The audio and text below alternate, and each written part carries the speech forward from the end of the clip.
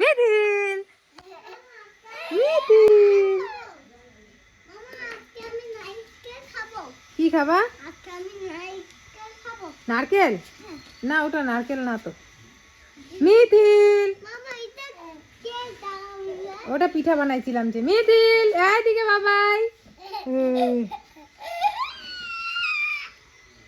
বাবা তুমি দাঁড়াও তো এখানে, শোনাই। এদিকে আসো, এদিকে আসো, এদিকে আসো, আসো এদিকে আসো, আমার কথা শোনো বাবা।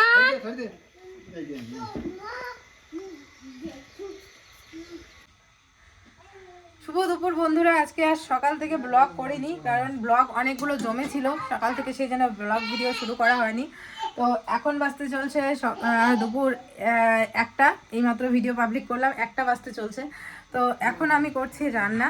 রান্না বলতে ভুল, মানে এখন তোমাদের দাদাভাই মাছ নিয়ে আসলো, তো ওই মাছের তেল দিয়ে রান্না করব। মাছের তেল দিয়ে রান্না করব যে বতুয়া শাক বা বোতে শাক, আমাদের তেল দিয়ে। কারা কারা মাছের তেল দিয়ে খেয়েছো অবশ্যই কমেন্ট করে জানিও। আমি কিন্তু শুকনো মাছ দিয়েও করি, তো আজকে ভাবলাম মাছের তেল যেহেতু আনছে, তো সেই জন্য মাছের তেল দিয়ে আর হচ্ছে আলু বেগুন দিয়ে করব হচ্ছে বোতে শাক। আর তার সাথে ডাল আছে, চিপস ভাজা করেছি, আর এই যে 2টো কুমড়া। কালকে তোমাদের দাদা ভাই তো আমাদের বাড়িতে মানে বাড়িতে খাইনি, ও হচ্ছে ওই যে হসপিটালে ছিল, তো সেই জন্য দুপুরে খাইনি। তো কালকে আমরা কুমড়োর বড়া খেয়েছিলাম, তো ওর জন্য 2টা রেখে দিয়েছিলাম, ওই 2টা ওকে ভেজে দিই। আর ছেলে বলছে মা মাছ খাবো, তো ওর জন্য একটা মাছ ভাজা কর। কি খাবা না? তাহলে আর না করি। তো বলে খাবে না। তো চলো, মাছগুলো ধুয়ে নিয়ে আসলাম। মাছের ডিম আছে, মাছ আছে, মাছের তেল আছে। তো চলো।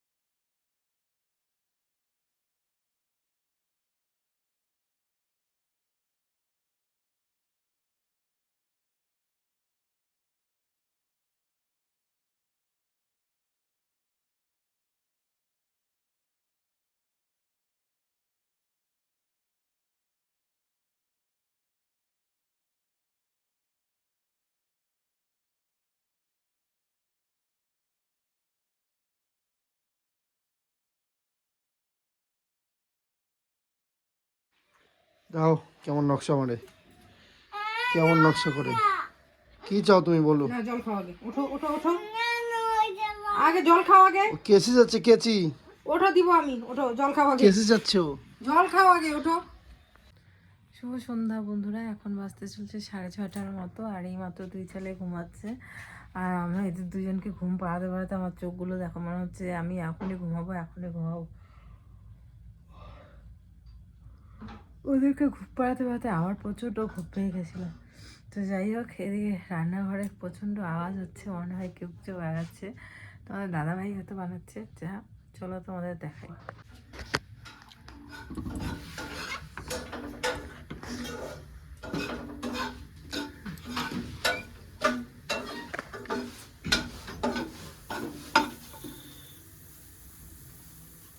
জিরো অয়েল সবজি, এটা সবজি হচ্ছে না, সবজি অন্য কিছু। দেখাও নিচে, ওইদিকে দেখো, কারি পাতা। ওইদিকে দেখো, সরো।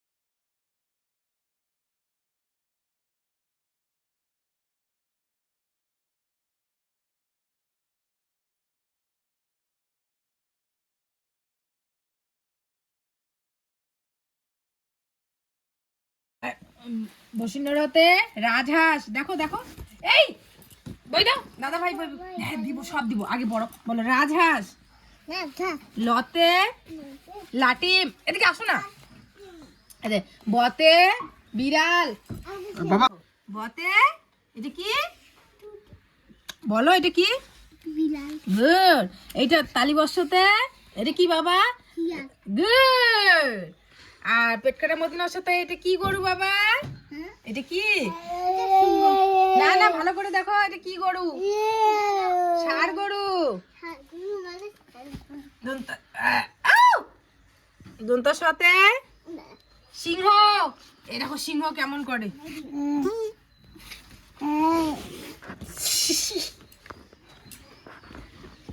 বাবা হতে হাঁস, তারপরে তোমার নাম কি? তোমার নাম?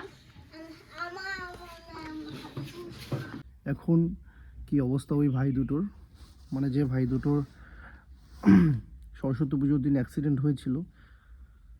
তো তারপর তো ওদেরকে হসপিটাল থেকে তোমাদেরকে শেয়ার করেছিলাম কালকে যে মিশনে অ্যাডমিশন করানো হয়েছিল।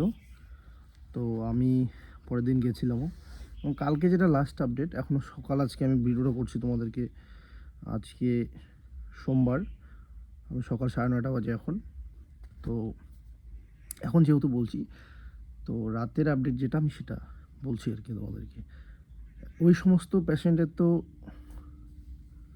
মানে মুহূর্তে মুহূর্তেই চেঞ্জেস, পরিবর্তন, আপডেট হতে থাকে। কিন্তু যেটা কালকে লাস্ট রাতে যেটা ডাক্তার রাউন্ডে গেছিলেন, দেখেছেন, সেটার আপডেট হচ্ছে যে একটা হয়তো তোমাদেরকে বলেছিলাম যে সুস্থ, সে শুধু পায়ে চোট পেয়েছিল। আর একটা যেটা ভাই আমাদের বাড়ির পূর্ব দিকে, ওইদিকে ও 3টা জায়গায়, যেটা যদি খোলামেলা বলি তো ভেঙেছে। তারপরে চেস্ট, ফেস পুরো, সেটা তো খুব খারাপ অবস্থা। তো এগুলো ডাক্তার যেটা বললো, এগুলো সমস্যা নয়, সমস্যাটা হচ্ছে যে ওর যেটা হয়েছে সেটা হচ্ছে মাথায় চাপ, মাথায় যেটা প্রেশার পেয়েছে। মাথায় ব্লাডের যে একটা সমস্যা, সেটার জন্য ডাক্তার অবজার্ভে ছিল, বলেছিল যে অবজার্ভে আছে এখনও, 72 ঘন্টা আগে কিছু বলতে পারবো না। কিন্তু কালকে যখন লাস্ট রাতেরবেলা ডাক্তার এসেছিলেন, তখন বলেছিল যে খুব কম পেশেন্টের এরকম রিকভারি হয়, আমরা 72 ঘন্টা দেখি, তারপরে হয় সার্জারি করি ব্রেন।